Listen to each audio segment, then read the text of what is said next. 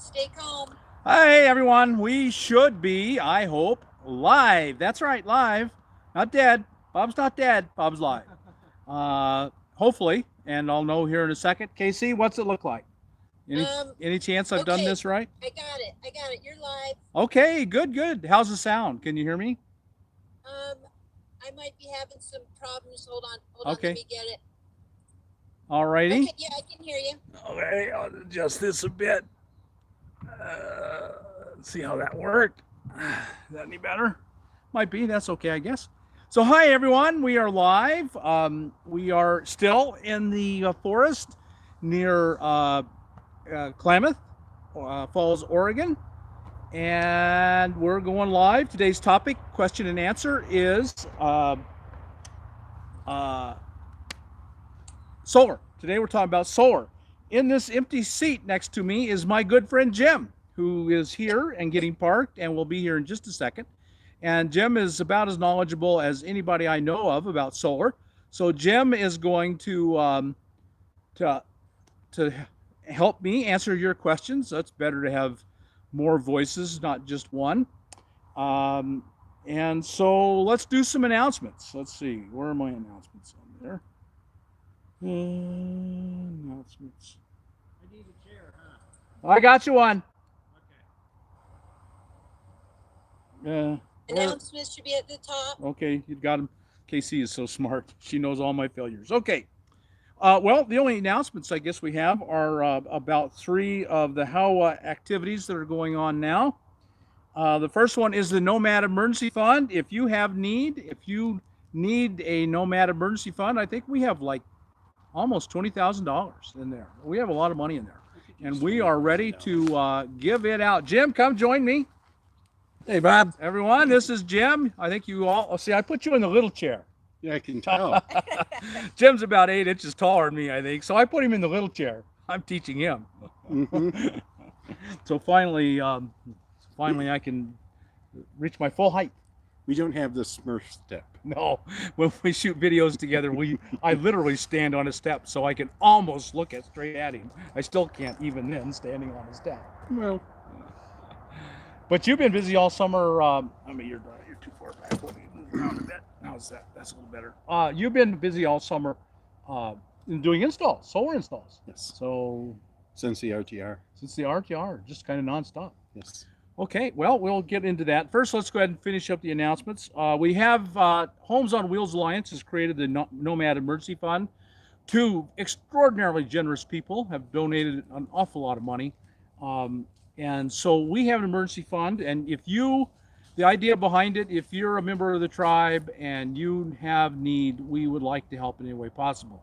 We do vet, we do search through it to know that we are, in fact, we don't want to be ripped off. We want to be very careful with your money. The donors gave this money, and we want to make sure it's handled wisely and in a way that they're happy with. So we do vet and look into things. Let me turn that around. How does that look? A little better. And to apply for, if you need an emergency, to apply for that money, go to homesonwheelsalliance.org. Top of the page is a bunch of menus. Go to programs. One of them will be emergency fund, and you can just apply for emergency funds. Another one, we're doing a per rump build. We just gave away our first minivan. A donor donated a minivan, and we built it, and we handed it out to a person who needed it. And so we already have bought our second minivan. We own the minivan, and we also had someone we bought also a cargo trailer, a 6x10 cargo trailer. So we are ready to do two more builds on a cargo trailer and another minivan, and that will be in Pahrump on October 14th through 19th, 30th. No, 30th, October 14th through the 30th. So if you'd like to volunteer to be one of the builders in any skills that you happen to have,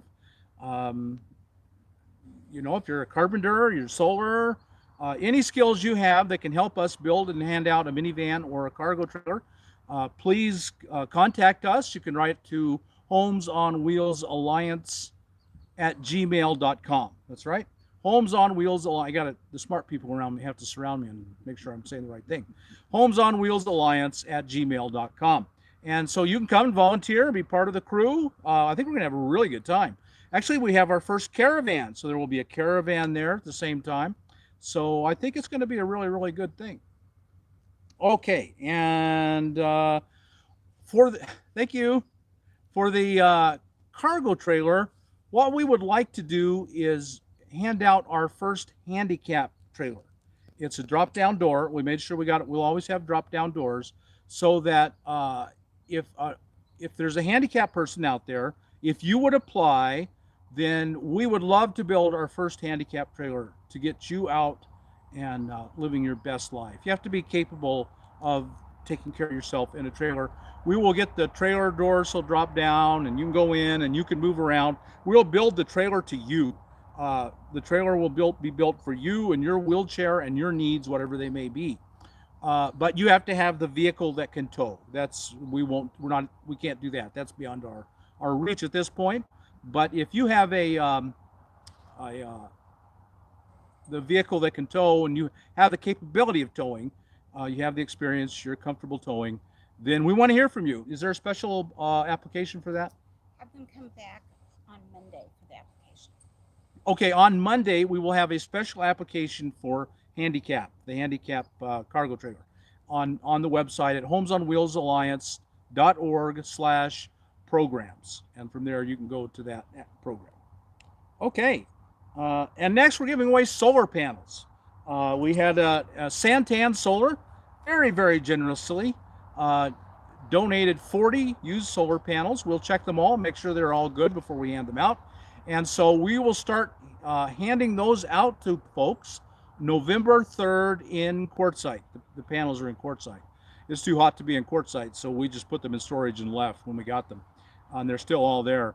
Oddly enough, I've been announcing this for a while and only one person has applied. We think maybe people think, well, I don't have such a terrible need. I'll save them for someone else. Well, they were generously given so we can help people. So please go and go to homesonwheelsalliance.org/programs and apply. We have either just the solar panel or the whole solar kit. And later on, not in November, but later on, we will be doing installs for you. If you know somewhere you can go in November and get it installed, then that's why we have it available. But please, if you are in need of solar, we want to be there and give it to you. Okay, I think we're done. If you want to make a donation, if you want to support the any one of these programs or many more that we want to start and just haven't gotten to yet, we're just exactly 1 year old as a nonprofit 501c3. If you want to donate, go to homesonwheelsalliance.org and there's a donate button. You can just donate right there on the website. So that'd be great. Did I cover everything we needed to cover? Okay, good. Well, then hopefully we have Casey. Oops, I shouldn't have shut that. Casey, do we have questions yet? You've got your first set. Okay. There. Okay. Card 1, live feed, I feed on solar. Okay. Let me come over a little bit. Okay. Are you comfortable there? I think it looks good, doesn't it? Okay. Yeah. Ethan Paleo Permaculture Farm asks a 10-minute question. My question is, can you have solar and wind on a Victron hybrid MPPT inverter charger controller? The Gen X similar to their bus charger. Don't know what that means. I got my panels 24 volt. We'll get a DC to DC converter for my rig, which is pre-wired for solar, but I'm putting on house panels, which is fine. And as for backup, I was looking at VWatt's wind systems versus the paddles on my RV travel trailer. And I wanted to know, what do they need their own MPPT system, or can I hook them both up? Which has been for low winds, but still produce good power for wind and easy to manage. Thank you so much for this. Basically, he wants to know, can he hook up a wind generator to the same MPPT controller as the solar panels? Okay, first off, if it's an MPPT controller, he doesn't need a DC to DC converter. The 24-volt panels or high voltage panels will automatically come down. Well, I assumed he meant to charge off the alternator, Okay, but I don't know. I got my panels 24 volt, and we'll get a DC to DC converter for my rig, which is pre-wired for solar. Okay, yeah, I don't know what he wants to do with that. and it just depends on what the hybrid feature is on that controller as to whether or not it can take the wind power. The hybrid controller I have for my wind power automatically takes care of the braking and things like that, and that's what you have to take care of with wind power.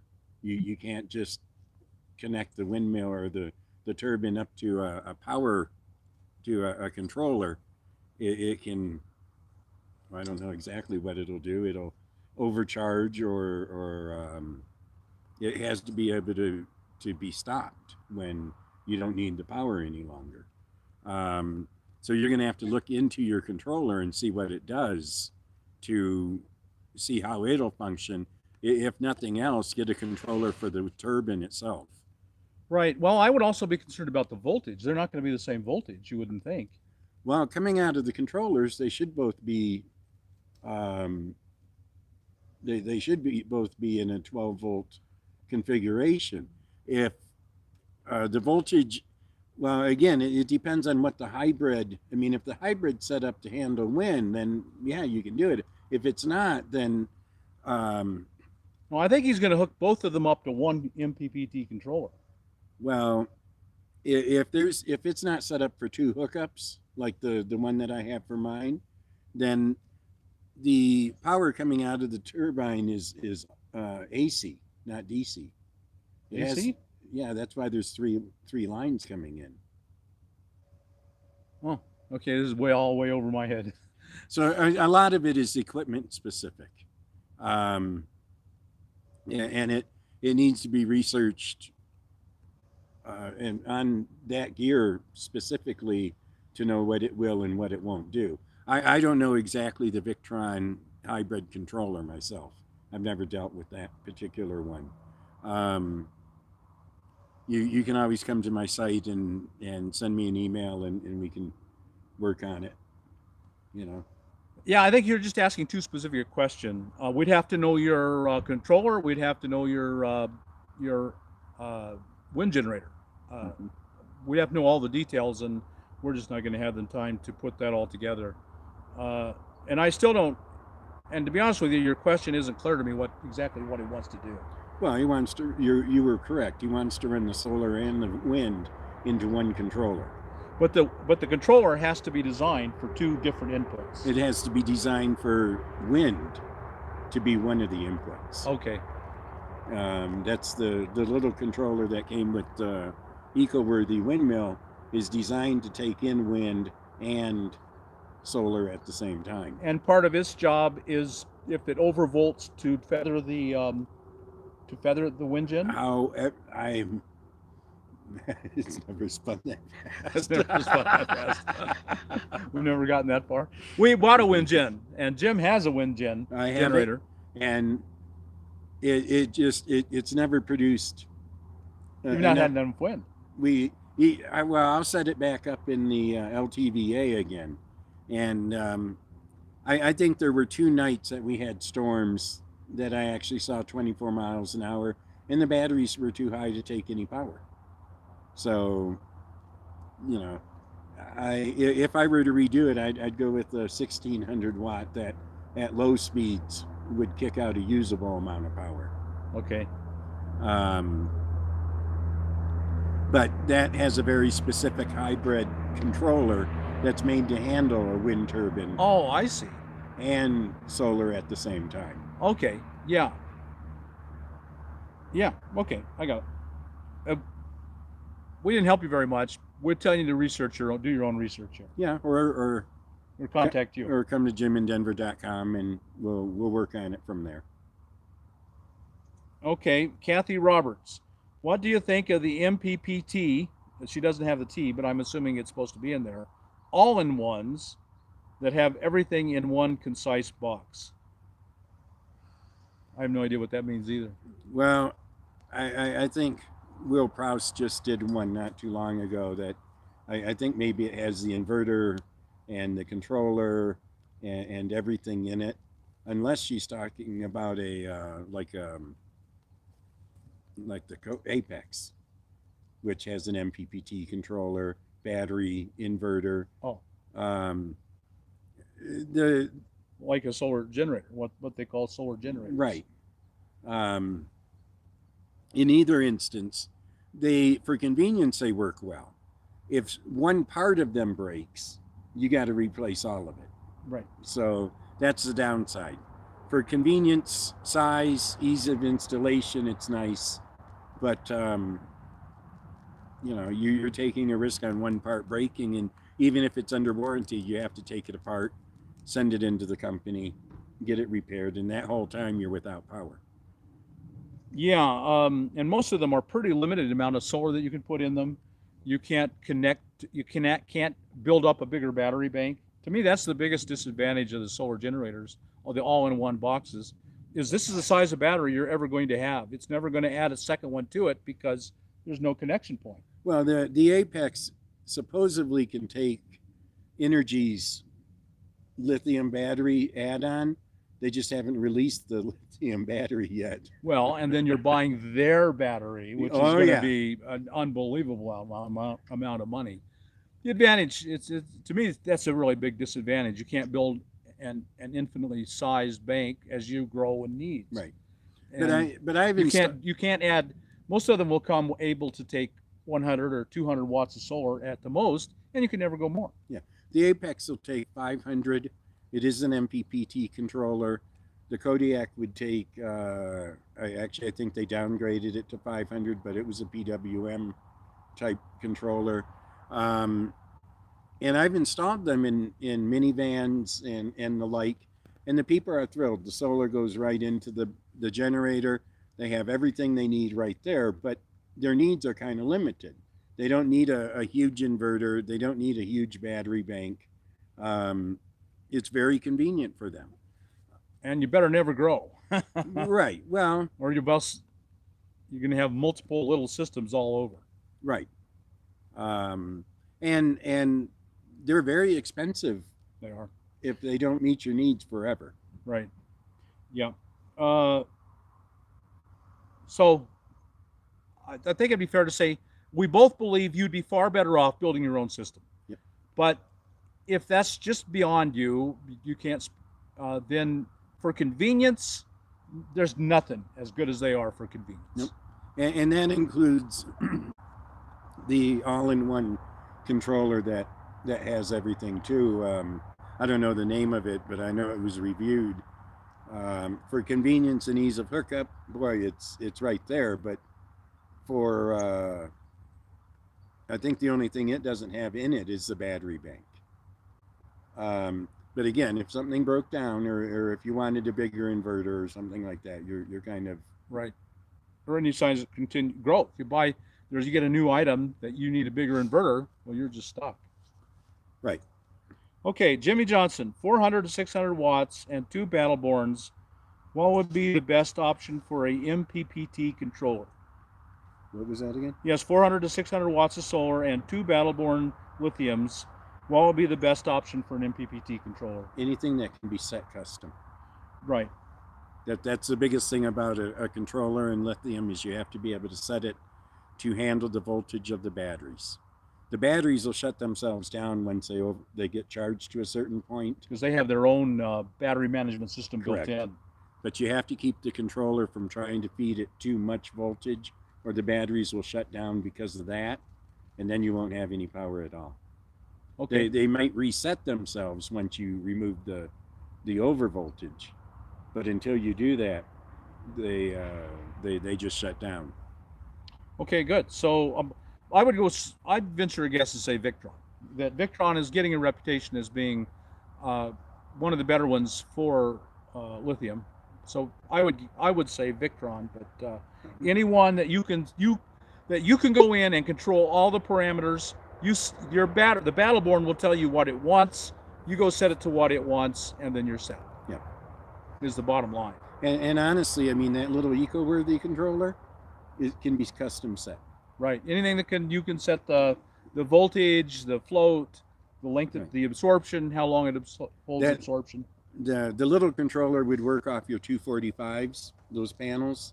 It wouldn't work off of 400 to 600 watts, but it would handle the smaller panels, and it's $69, and you can set your voltages to exactly what you want. That's kind of what I was planning on getting. We're looking into getting sponsors, talking to Renogy about having them just donate the controllers, all kinds of things. But that eco-worthy would be my first thought. Yeah, for Is it- 16, it's down for $69. It's kind of hard to beat, and it's a workhorse in a tank. Right. And we've proven its reliability. Oh yeah, I got my first one in 2012 or 2013, and used it for 5 years, and then gave it to High Desert Ranger.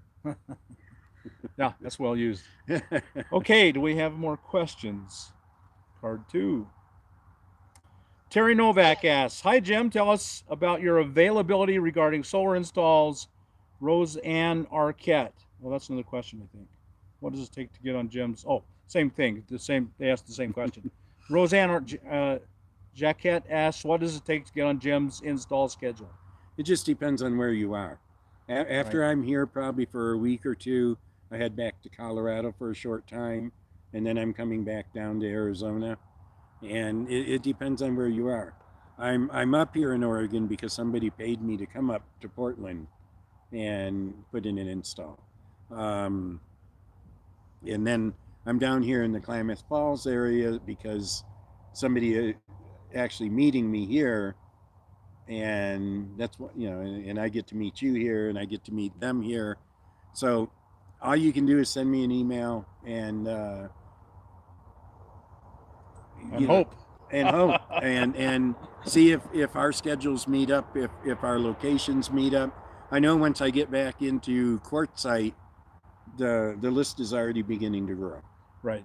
It's amazing how in demand a qualified, someone who does good work is in solar installs. You could be busy 24 hours a day the rest of your life. I don't remember the last time I took a day off. Oh, wow.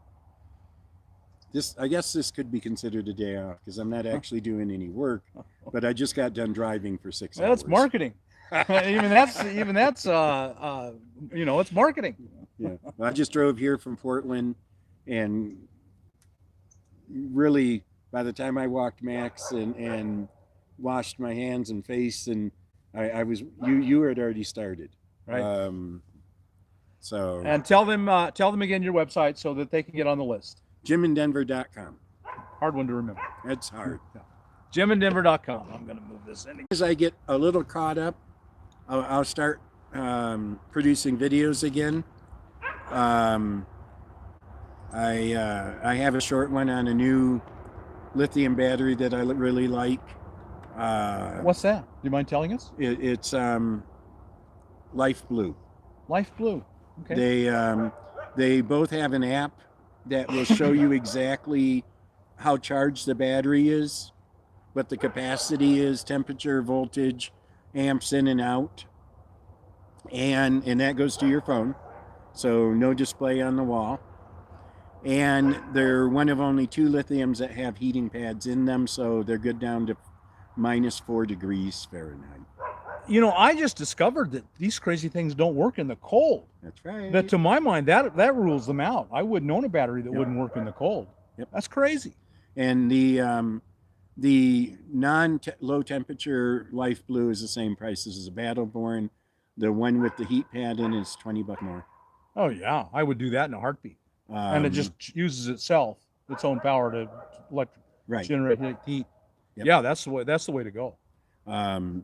Because I was in Denver last year and got stuck there, and it was 10 below. Yeah, and if you had lithiums, you'd have been out of luck. Yeah, I would have been running the generator, trying to bypass because you can't charge them. They grow what's called Denverites, which is these little branches off of the lithium, and that will puncture the protective case, and that will start a fire. Oh wow.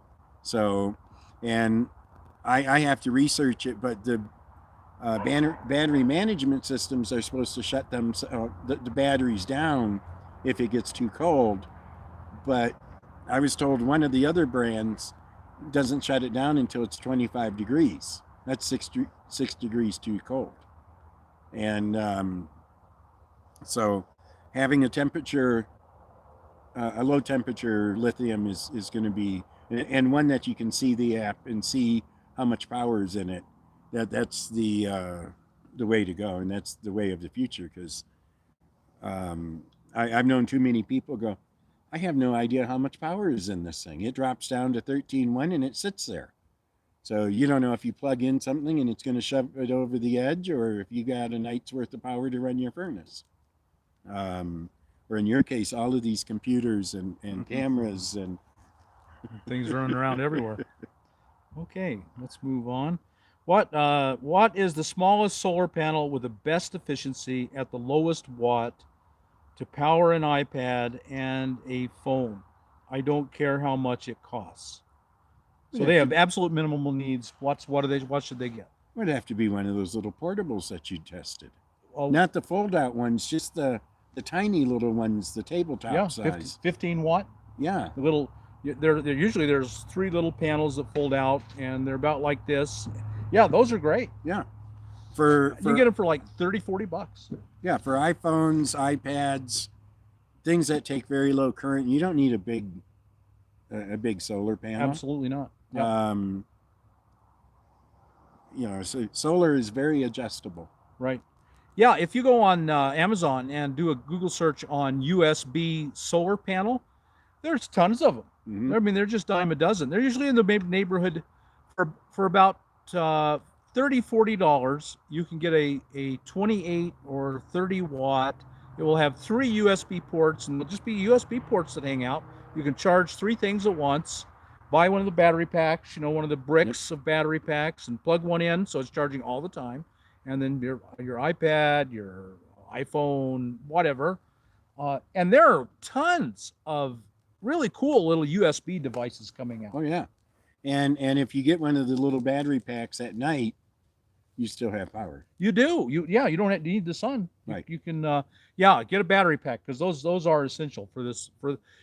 I have a video where we go through this, and USB lights and USB fan. I've got a USB fan that I love. Yeah. It's all you need.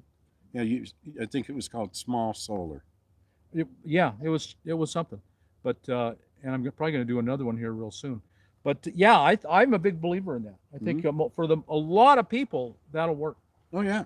If you don't have to have a big system unless you have big needs. Right. Most of the systems I design are really big, but if somebody just has a little needs like your computer and phone, yeah, I'd go that route. Absolutely, I would too.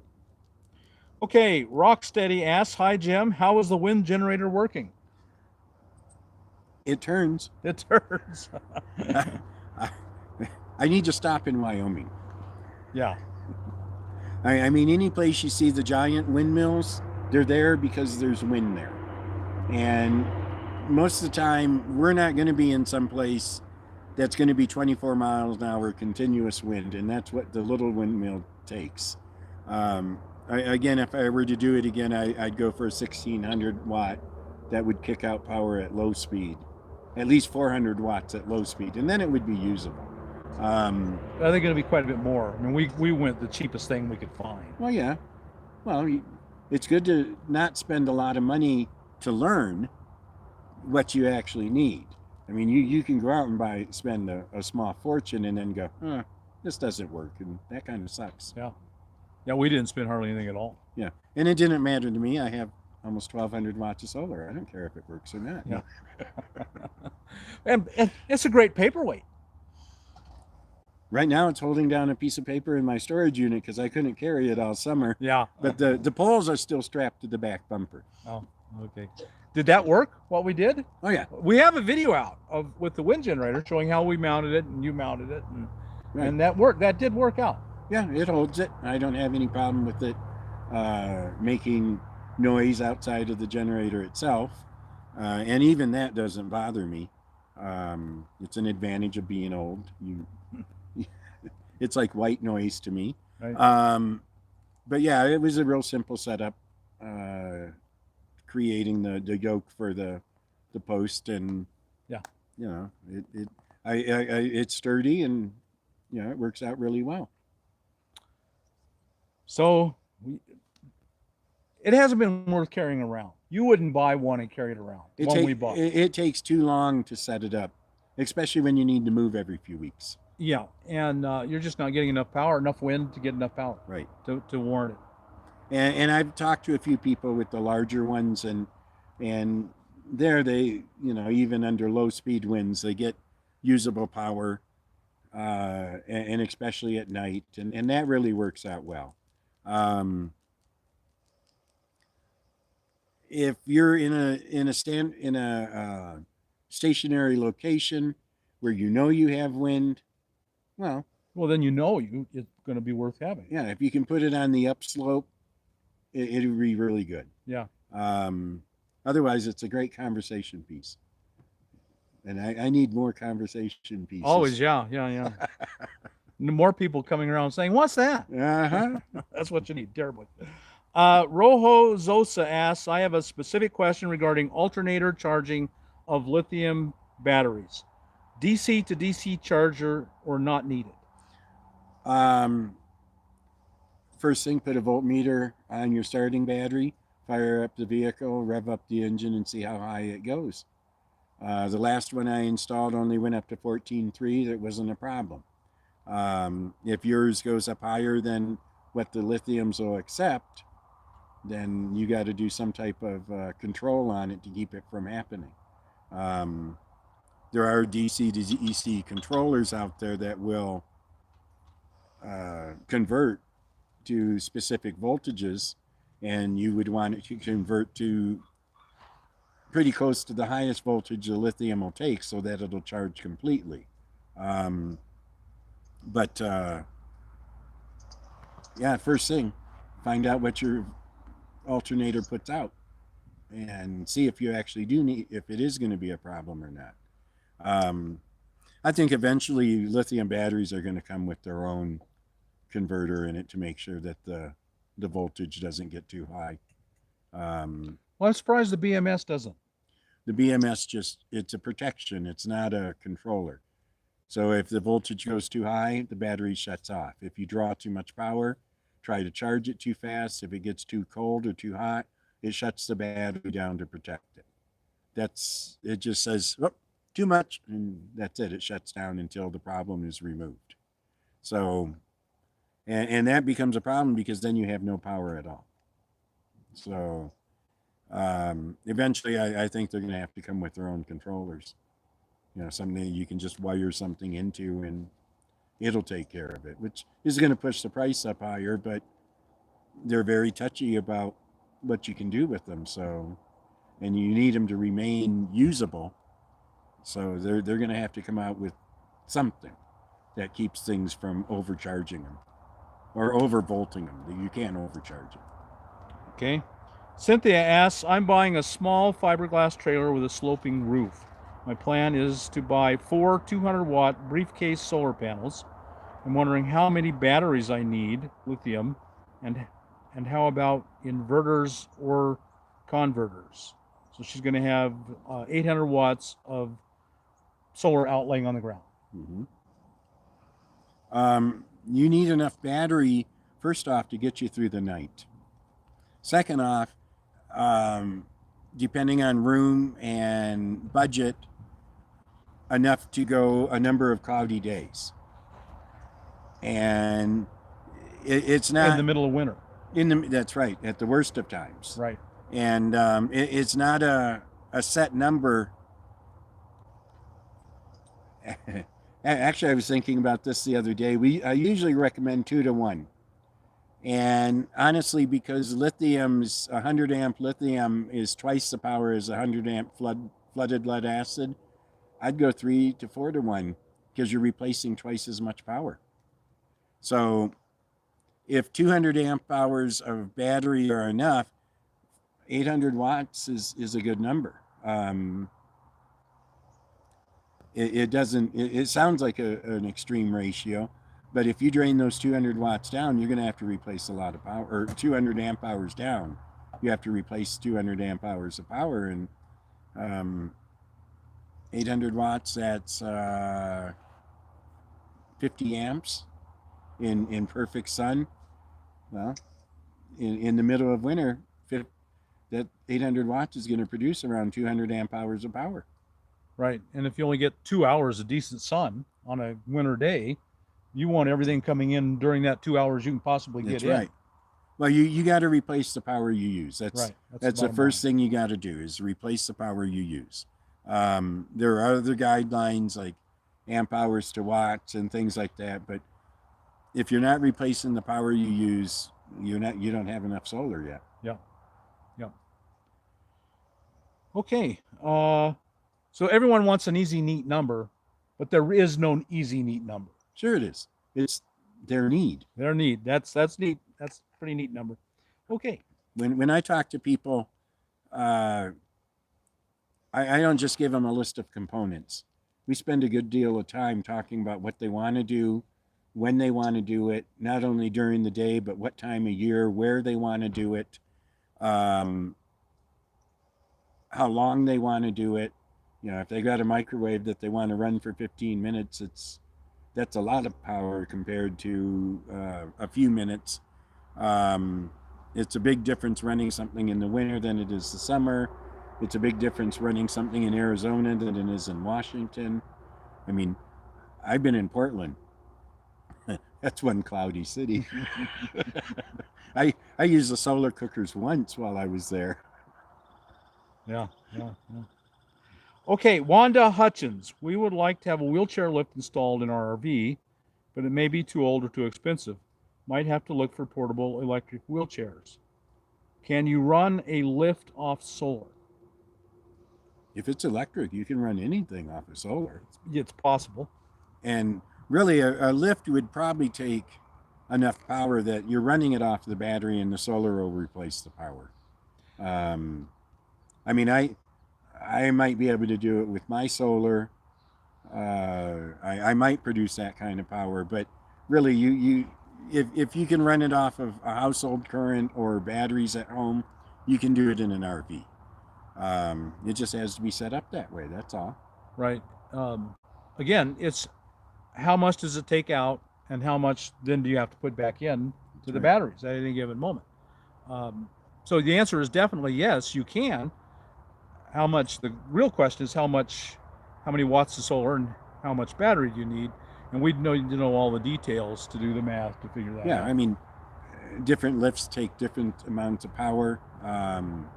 And especially when you're talking lithium that have limited amounts of power that can be pulled out of it without damaging it. I mean, if you try to pull more than 100 amp hours out of 100 amp hour lithium, it's going to shut down.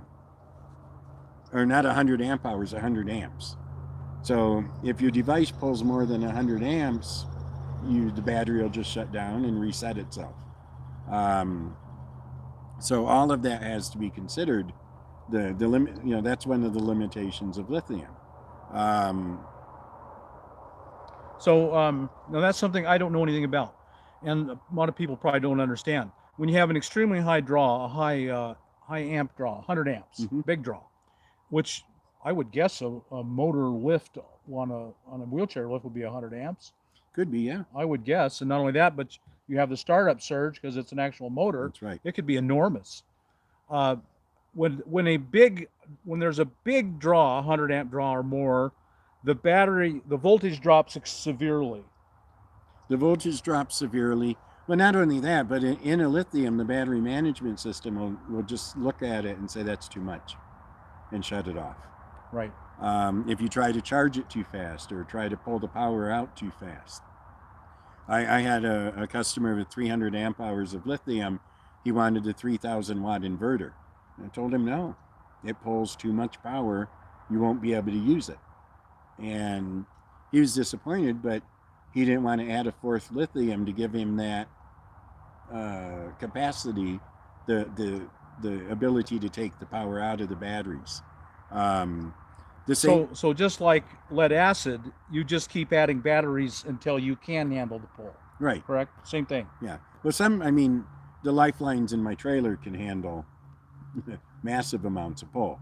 A pair of 6 volts won't run a microwave. Right.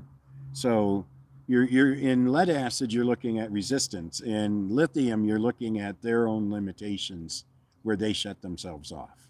The battery management system, this is too much. I'm not Right. working. I'm going on strike.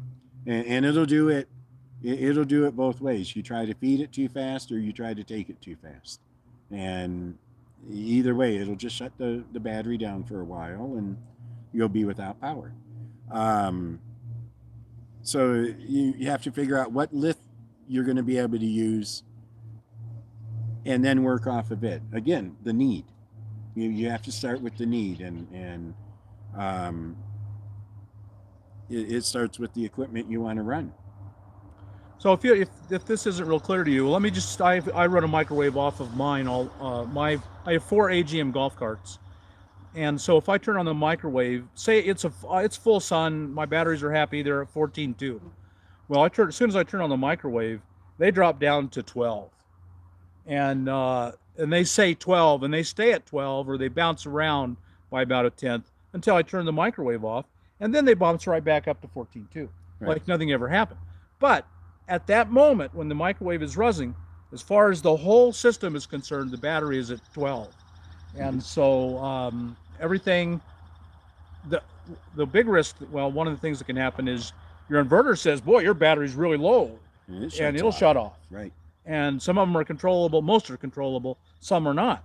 So if you can't control the battery, it'll just say, "This is too low. I'm shutting off." Yep. Or if my battery were at 13.8 or 13.6, it might have dropped down to 11.6. Right. It will go right back up afterwards. In fact, I'm going to do a video showing you all this, so that you see it actually happening in front of you.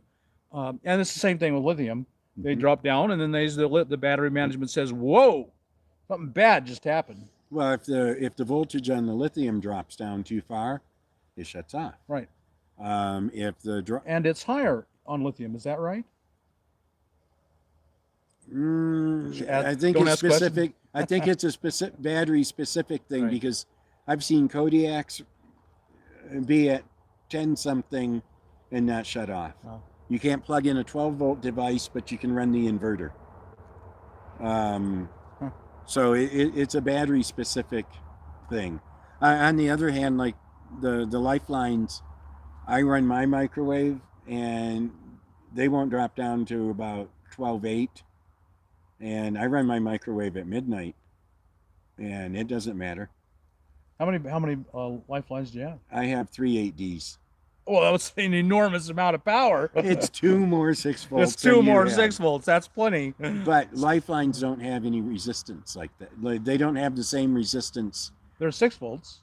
No, They're not 6 I volts. have 12 volts. Right. And, Well, that makes a big difference. Right. 12 volt versus 6 volt. right. See, that's when you pick your equipment out. You know, there's a lot of things you'll talk to people and they'll say, "Oh, this is the best."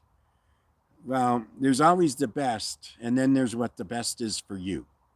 And a pair of 6 volts won't run a microwave. So if you need that, don't buy a pair of 6 volts. Right. One of my batteries would run a microwave. It would draw it way down, but You they're might made lose the inverter. You might shut off. I used to run a microwave off of a 12-volt 8D starting battery. Well, that's still 2. And That's still 2 regular 12 volts. right, and it would run it anywhere from 1 to 3 minutes, and the inverter would start talking to me, Right. but it wouldn't shut off. Okay. Um, And it depends on the quality of your inverter too. You probably have a pretty good inverter. well, no, that was a That was power junk? jack. It was Oh, junk. junk. It ran my air conditioner once. Now I run that industrial inverter, and I'm really happy with that. You just have the trip light still? Oh yeah. Tell people about your trip light. That's an amazing inverter you should consider. Well, it is modified sine wave. It's cleaner than most. It's a PV 1250 FC. I think that's the way it's listed. And it's an industrial inverter. It's made for starting motors. And I've had mine running for 3 years. It runs, I run multiple air conditioners off it at once. I've had a lot of things plugged into it and shoved a couple of burritos in the microwave. It'll hold 2,500 for 10 minutes. So it's not an instant surge. I was recently working with a 750 trip light inverter. 750 watts? Yeah, and it had a charger in it. And we ran an induction plate on it. Those are usually like 12 or 1500. And it ran it. Wow. That's quality. That's really high quality piece of equipment. I wish they would come out in that line in a pure sine wave, because they do have a pure sine wave inverter charger. It's just not their industrial series. And what's really too bad is they went from like 200 to 400 bucks. I mean, they're double the price that they were. But if you want a tank, it's a tank. It doesn't hold capacitors. It holds a transformer. And so that's the big difference. And yeah, it's not pure sine wave, but I've never had a problem with it not being pure sine wave. And with a microwave, you'd know instantly. Oh yeah, it has to be really good power. Microwave, TV. Yeah, I've been extremely happy. And I had a spare one. I gave it to somebody, and they're just tickled. They cut the ends off of a pair of jumper cables, plugged them in, clipped it to their battery, and off they went. And I can't complain. I wish all inverters were made that tough. Yeah. Well, it's industrial, and industrial in the true sense of the word, not marketing sense of the word. Right. I mean, it really. Let's move up. We're both in the sun and getting hot. So, folks, I'm sorry we're going to mess you up a little bit here. Why don't you get situated so you're in the sun or in the view? Or did we work? Did we accomplish anything? Let's go up a little more. 10 minutes and 2 cards. So. Okay.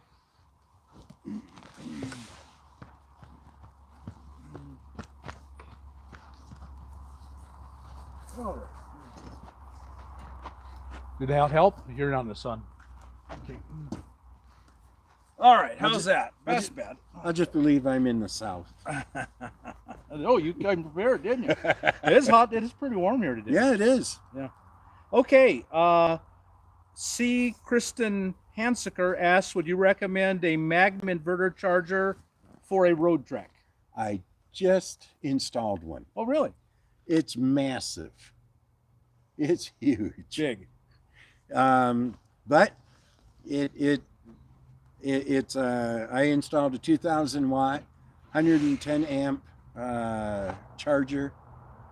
So 2,000 watt inverter, 110 amp charger or converter, and it was on 200 amp hour lithium batteries, the Life Blue. Man, it brought those suckers up fast. I mean, it really is nice, but I mean, you're talking a piece of equipment like this, by about that big, by about that wide.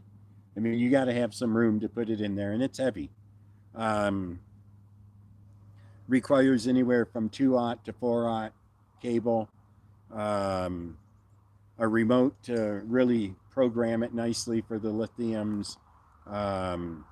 But it's very nice. I mean, if I needed to, I could say I don't want it to go to 110 amps of charge. I want it to go to 50, and it'll do all those things. Very, very nice piece of equipment. Well, when you know what you're doing and you have complete control, you can get your maximum life out of your batteries. Yes. And in the long run, it pays off. Right. And they cost a lot. Yeah. You're talking, depending on the size inverter and the size charger, you're talking somewhere between $1,000 and $2,000. And I don't think that included the remote. So, yeah, very nice, high quality inverter, pure sine wave, everything. And you're going to spend the money on it. That's all there is to it. Okay. Ron Leake, can you recommend a book for us old school folk on solar and RV electric systems with, and I missed something. He wants to have a book. You know, last time you suggested Will Prowse's. It's basic information. There's it's not a book, but it's a website, the 12-volt side of life. That's a good basic. You know, it covers everything. And I just gave one away that was 12-volt for marine, and I don't even know if it's in print or not or anything, but that's about all I know.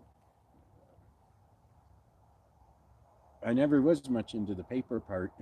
Just go do it. Play with it. Just put it, well, learn the basics, put it together, push the button, see what happens. If it smokes, don't do that again. Right. Yeah, you know how I learned was I just kept going into solar shops, and they would explain, and I would buy things too. I mean, I wouldn't just go and waste their time, but and little by little things started to fall into place. And it was a very, very long journey for me to pick up solar. I would recommend Will Prowse's book. I think it's the best for beginners, basics. I think it's the best I've read. Mm-hmm. It's you can get it on Amazon. Will Prowse, Prowse, and I don't remember the exact name of the book, but you look up Will Prowse. Go to books in Amazon, type in Will Prowse and solar, and the book will come up. And it's the one I do recommend. I have one in my trailer someplace. I do too. In fact, I've got a couple. But he sent me a couple, and I never have given them away yet. So I got to give them away. So well, you gave one of them to me. I did. So that's Yeah. what you've got. Okay. Well, I have more to give away. But I do recommend it. It's very good, and I recommend his channel. Don't you? I think he's changing to on-grid now. He's moved into a house. Yeah, and he's going to start working on grid-tied systems and explaining them. And Really? yeah, Well, I may be under the impression he's going to do both. Maybe. I don't know. you know, and of course, if you need the knowledge or you need to get things done, there's always designers like me that can explain things, work out things, make sure you understand them, without having to learn the college degree in solar, you can learn the things you need to understand. That might make it simpler sometimes. Not understanding every battery type and every controller and every inverter and every kind of solar panel isn't necessary. You just need to know what you need to know. Right. And at that moment. At that moment. Yeah. What you need to know tomorrow might be very different. But this is what you need to know today. Right. Okay. Persona non grata schematic for a 12 to 24 DC 75 wind turbine, 12 volt DC lead acid battery charge regulator. I guess they want us to make them up a schematic. Oh, cool. Oh, cool. Yeah, we whipped it right up for you. Oh, yeah. Would a car alternator one do it? Huh? Well, there's guys that want to take a car alternator and put up to a lawnmower and make their own generator. Well, he wants to put it up to I assume, to a wind generator and make his own wind generator. Car alternator, let's see, how many horsepower do they usually put on those? 5? When they do the gas lawnmower? Yeah, I bet Yeah. you. Producing 5 horsepower with a wind generator, that's going to take some serious vanes, and then it would have a regulator in it. I don't know how you would break it when you didn't need the power and stuff. You're going to have to research wind turbine design and the concepts behind it to understand what to do and why. That's it can be done, but how to control it and how to keep it from frying things, that would be the issue. My answer is it's basically unrealistic. Yeah. It's basically unrealistic. It's just cheaper and quicker to go out and buy a wind turbine and then find out it doesn't spin very fast, and because it's a great paperweight. Well, and that's what you're gonna, unless you're in a very windy area continuously, that's what you're going to find out. You're going to invest a lot of time and money, and just look at it, and it's so pretty. And Right. I mean, like right here, it's dead. Yeah. Well, I always thought wherever I go in the national forest, all summer you are not going to run that wind generator. Mm-mm. Never. I never. That's been my experience over and over again. Now in the winter, you can get 15, 20 mile an hour winds on a pretty regular basis in the desert, but that's not Yeah. enough. I think it started kicking up in the spring. Yeah, it was a really nice winter, and then the spring the storms came in. Right. Yeah, that's why it did work. It was very wet in Quartzsite this year. Yeah. Um, Well, we got that big storm. We were all going to get stuck in the RTR. well, no, it continued after that. The wash. And it was cold. Oh yeah. It was cold the whole year. The wash behind us was stunning. The Oh, super bloom. Green, yeah. Just the number of different flowers and the colors, and it was quite something to see. Okay, let's move on. So if you want to build your own wind gen, good luck. We don't think it's very realistic when we don't have a schematic for it. Maria Corregi, I've been using a plug-in portable air conditioning so far I have had access to 110. I would like to know if solar could run that portable unit. How does one figure it out about how much solar, battery, etc.?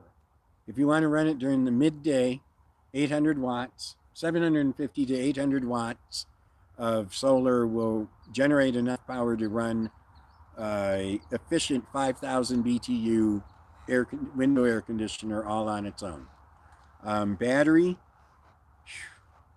if you want to run it overnight, from the time the solar shuts down or becomes too little until it starts up again, you're talking over 12 hours, and you got to figure at least 40 amps an hour. So 400, 500 amp hours of battery just to make it through the night, and then 2 to 3 times the amount of solar to run it during the day and recharge that battery. Those are minimal numbers. I mean, we've done a number of videos on my air conditioners. Right. We have a video. You can run air conditioner on solar, but you've got to have very realistic expectations of what you can accomplish. Mm-hmm. And it really, maybe you could run it, maybe running it an hour here, an hour there through the day. Well, and if you had a really big bank, a couple, 3 hours at night, maybe. Well, I mean, I can.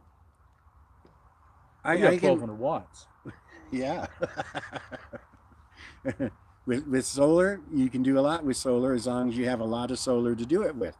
I can, during the peak of the day, I can run both of my air conditioners and not drop the voltage of my bank. But I can't run one of them and recharge that bank at the same time. I think I'd need more like 1,600 to 2,000 watts. Realistically, I mean, that little Sportsman generator will run it for 4 or 5 hours on a half a gallon of gas. So unless you have a giant roof and a huge battery bank and budget to accommodate it, it's not a real practical thing. It is possible. Anything is possible. 800 watts will run it during the peak of the day. And, well, the rest of the time it's going to be off a battery, and you're going to have to have an awful lot of battery. Yeah, and then a lot more solar to recharge it the next day. And when I say 500 amp hours of battery, I mean 500 usable amp hours. So that's 1,000 amp hours of lead acid. Maybe 500 lithium amp hours of lithium, but not lead acid. You'd have to have double that, and that would be 5 of my batteries. The giant 8Ds. 8Ds, they're enormous. 120 pounds each. No, 157 pounds. Oh, they went up. Okay. A 4D is 120 pounds. Oh, okay. I know. I picked one up. one time. Yeah, one time too many. Okay, Kathy asks, Renogy has a 170 amp hour lithium battery for $1,250. That seems like a real good deal to me. Yeah. What do you think of Renogy batteries? Number one. And number two, Bob once said something like, don't buy lithium for your first set. And why did he say that? So, your comments on that lithium battery? I don't know the battery specifically, but as long as it's warranted, give it a shot. Renogy stands behind their stuff really well. I mean, what did it say? $1,200? $1,250 for 170 amp hour. That's a really great price. That's a screaming price. I mean, usually they're coming in at what, 900 for 100 amp hour. Yeah. So a little like almost $11 an amp. Right. So I mean that's a good price. I wouldn't complain about that. I really would prefer one with a app to tell me how much power it's got and temperature compensation. But if you don't need those two things, that's a great price. Now, why not to buy an expensive set of batteries? In the lead acid world, a lot of batteries, really nice batteries, 6 volts, lifelines, Trojans, all of the best names were killed because people didn't understand either their needs, their capacities, or how to handle the battery. And if you buy cheap ones and you destroy them, well, you're out a few $100. You spend $1,200 and destroy it, you're out an awful lot of money. And I do know, I talked to a solar installer in Portland, and he was testing a lithium to see if it would actually produce the draw that it said it would. And he brought up the draw to the point that it was supposed to, and it damaged something in the battery, and the manufacturer went, oh, we don't warranty that. So if you had bought that battery, you'd be out of luck. Renogy has been really good about their warranties, so I would feel comfortable with that. Make sure you get a charge controller, a converter. Everything that plugs into it needs to be settable so that it doesn't damage the battery itself. Because you don't want to throw away a $1,200 battery. Right. I don't even know if you can throw away a lithium battery. How would you dispose of it? I don't know. I have no idea either. I think it might be considered hazardous waste. I'm sure it is. It might cost money. Yeah. Well, just throwing away, a lithium battery off your camera is a pretty big deal. They want you to take that back somewhere to get it handled properly. This is a great big chunk of lithium. Yeah. They may not be happy if you drop a 50-pound battery in the bin at Best Buy. Yeah. Two more cards. It's after 4. Okay. Well, lithiums used to not to have the battery management systems they do now. And so you could destroy your battery pretty easily. And that was my main concern, that just simple negligence and you can really destroy your battery and throw away an awful lot of money. And well, they used to be half again more. Mm-hmm. And so you would throw away a whole lot of money. Today, the BMSs will usually keep them fairly safe. Yeah. They'll keep them fairly safe. So you're much less likely to just actually destroy it. But it's still a lot of unknowns, and people still really don't know what they're doing with lithium. People who say they know what they're doing with lithium really don't know what they're doing with lithium for a lot of the times. And a lot of times we're dealing with buzzwords. Ooh, this is cool. Yeah. This is expensive, it's new, it's cool. You got to make sure what the lithium offers you is what you need. My last job, I replaced 2 6 volts with 2 lithiums. I doubled their amp hours in the same footprint with less weight. That was the only way they were going to have more capacity. So they actually had a need for the lithium.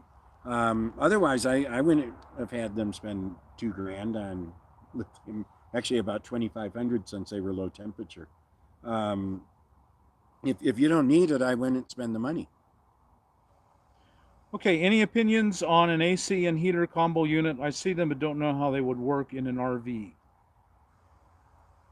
Isn't that, don't they all do that? Most rooftop airs have both a heater and a, Well, it's an option to get a 1500 watt heater, but really all it is a wire that goes across the vent, and it's really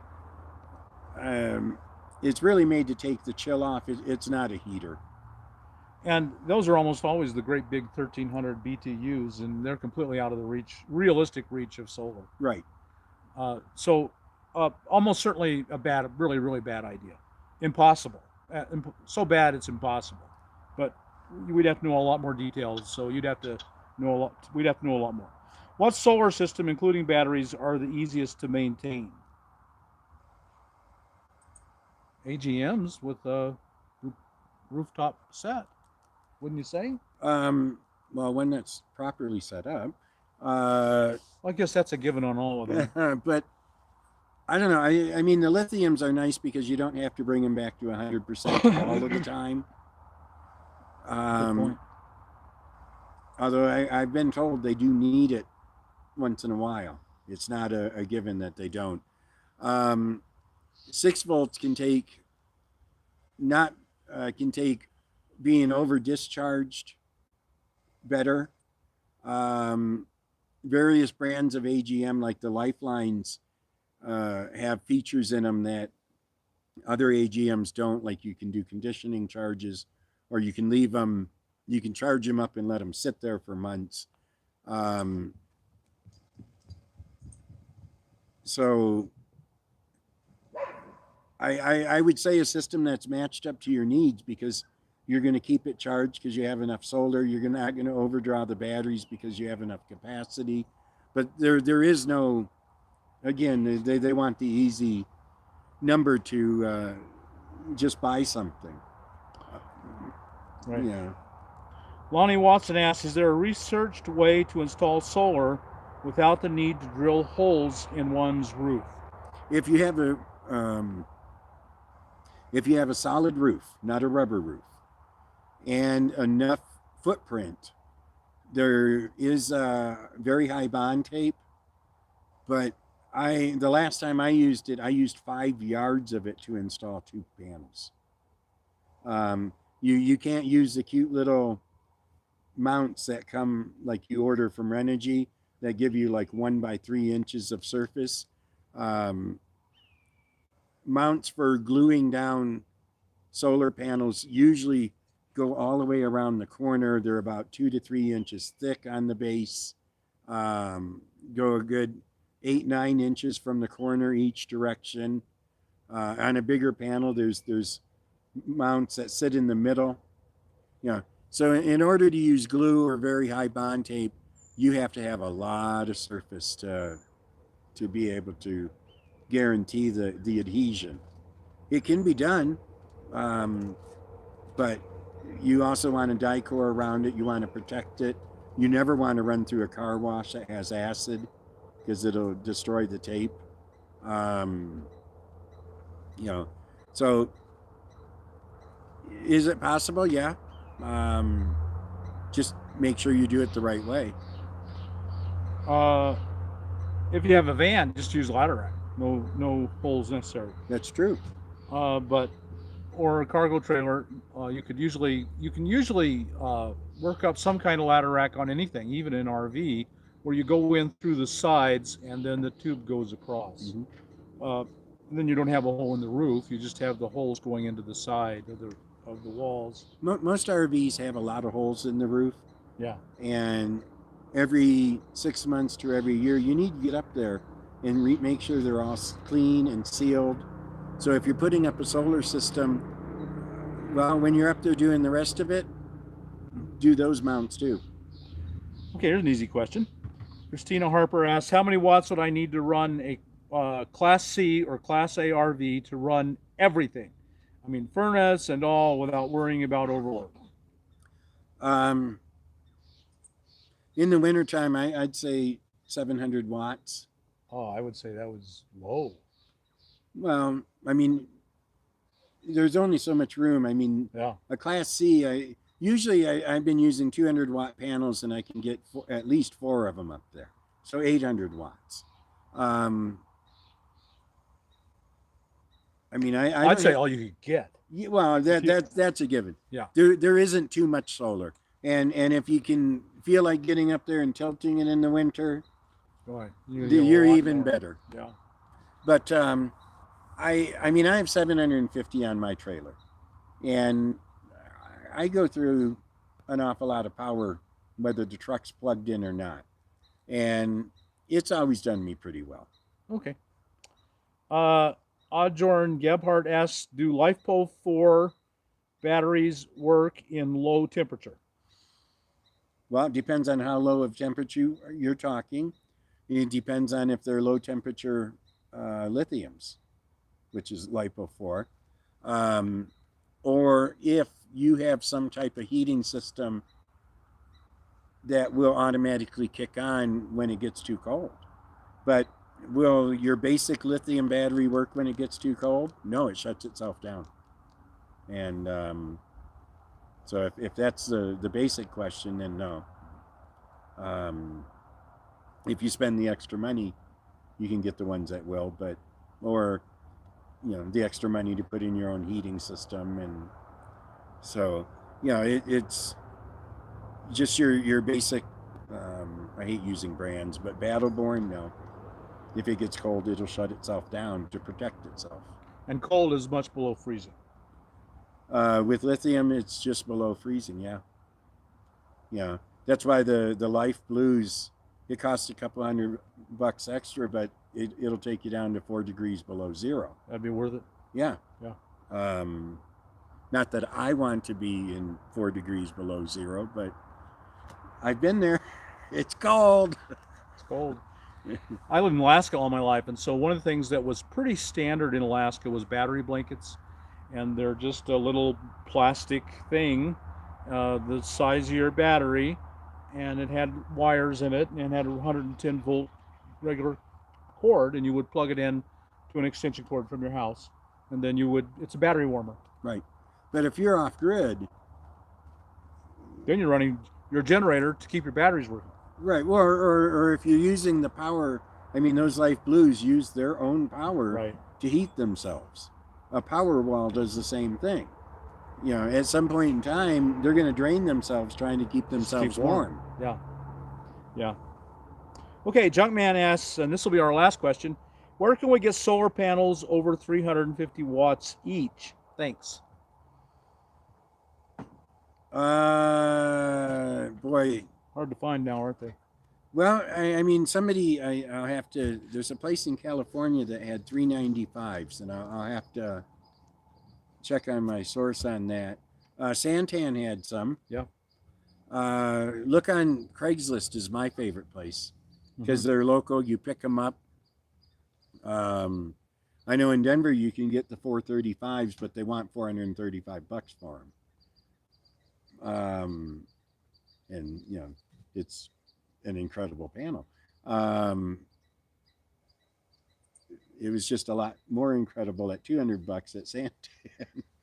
Yeah, Santan Solar in Gilbert, Arizona, who donated the 40 solar panels that we're giving away. When people apply for it, and if you need solar, apply for it, and we maybe give you we'll give you a Santan 245 watt solar panel.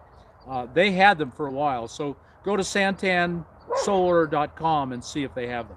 I don't think they have them this minute, but maybe they'll come back.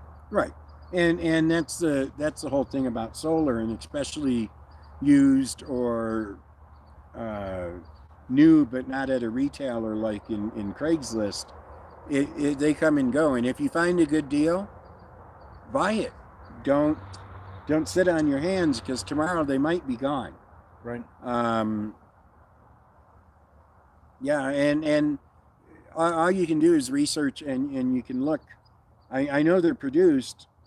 They're just harder to find, and especially if you have to have them shipped. Yeah. That gets really expensive. They're so expensive to ship. That's the big problem with them. And remember, you can always go with a pair of 250s. Sometimes that works better. You can find more two places for a 250 instead of one place for a 435. Yeah. When you just can't find the 435s. Now, what Jim did, see, Jim has a Ford Expedition. Yep. And man, what you did was just perfect. Yeah, I have it mounted on top of the Expedition, and it tilts. So in the morning, it tilts towards the east, almost vertical. It pulls 19 amps. And then throughout the day, I change the tilt and change the position of the Expedition. And I've seen as much as 34 amps.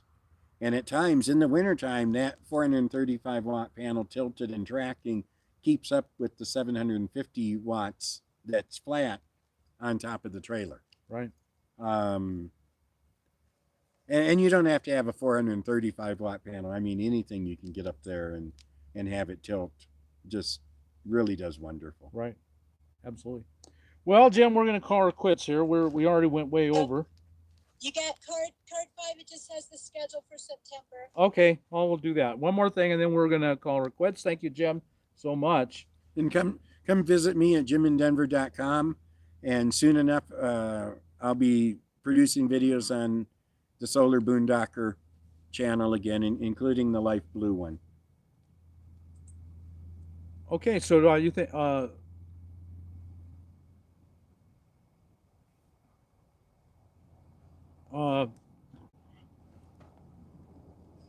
so do you think I should read the schedule for the rest of the month?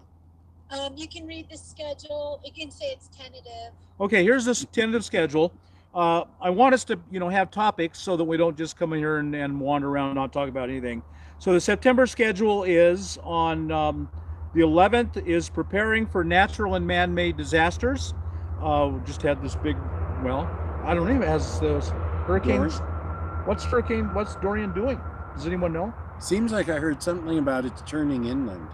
Turning inland. Yeah. Oh, yeah. It's moving so slowly that last time I heard it was still just churning away, coming coming closer. At any rate, well, you got all these natural disasters going on, and it's 9/11, the anniversary of the Twin Towers. So we're going to talk about preparing for natural and man-made disasters and the enormous advantage of being a nomad on wheels if a hurricane's coming or if earthquake season is coming, which fortunately there is no such thing, but whatever it is, tornado season or whatever it is, and climate change is coming no matter what. So that's that topic. On the 18th, it's being a nomad in your car. We're going to have a panel. I believe we're going to put together a panel. And if you are a car dweller or an SUV dweller, contact us if you want to be a member on the panel. And we want to talk specifically about the Prius because it has enormous advantages as for a car dweller. You get free electricity. It's a great big generator on wheels, or an SUV. And then the 25th, we're having a women's safety discussion panel. So we have 4 ladies lined up, and we're going to talk about women's safety on the road. And I think that's one. And one of them is did we finally hear from the ex-police officer? Is she coming to be there? I think we've only heard back from one person. Okay, we haven't heard back. So we're gonna have a bunch. We'll have we think 4 women, and we're gonna talk about women's safety on the road. So that's it, and we'll give you next month's schedule. And it's always tentative. Something could come up and change it. We'll wait and see, but we think that's the schedule for the rest of this month. Okay, I think we're done. Thanks so much, Jim. I really, really, really appreciate it. Jim is really knowledgeable, knows a lot more than I do, and so I'm always glad to have Jim here and share with us. And we'll do this again when we get back down to Quartzsite sometime. Yeah. Okay, folks, thanks for watching. I really appreciate your joining us. Oh, we haven't had bubbles. My goodness, no bubbles. Why do we have bubbles? Because I'd hit them by accident and people liked them. One time a while back we had bubbles. For my second or third, I didn't know what I was doing. I still don't know what I'm doing.